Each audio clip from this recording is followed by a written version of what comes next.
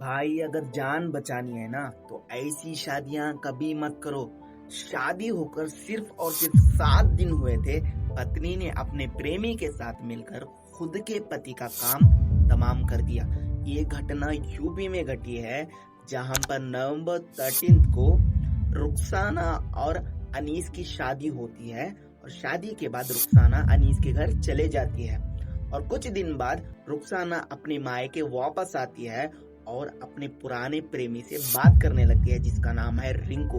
रिंकू और रुखसाना का प्रेम कथा 2 साल से चल रहा था और रुखसाना को ये शादी मंजूर नहीं थी, उसे ये शादी पसंद नहीं थी।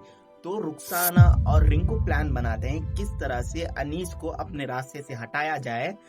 तो रुखसाना अनीस के पूरे दिनचर्या के बारे में रिंकू से बताती है कि पूरा दिन ये काम करता है और इसके बाद रिंकू अनीस के गांव जाता है और अनीस से बात करता है, उसे एक जगह का एड्रेस पूछता है कि मुझे यहाँ पर जाना है, प्लीज मुझे आप एड्रेस बता दो। तो अनीस उसको एड्रेस बता देता है, लेकिन रिंकू यहाँ पर ये कहता है कि मुझे समझ में नहीं आ रहा है, प्लीज आप मेरे जोड़ आ जाइए, आप मुझे वहां तक छोड़िए, आपकी मेहरबानी होगी।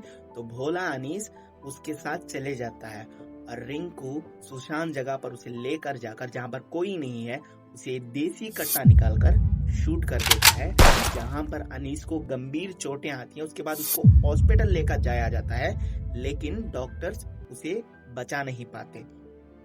मुझे ये समझ में नहीं आ रहा है, जब आपको वो शादी पसंद नहीं थी तो आप शादी क्यों कर रहे हो?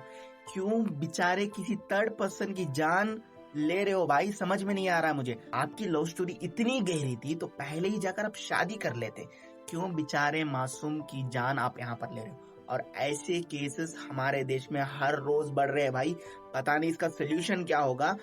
क्यों ये सारी चीजें हमारे सोसाइटी में आम हो गई आजकल?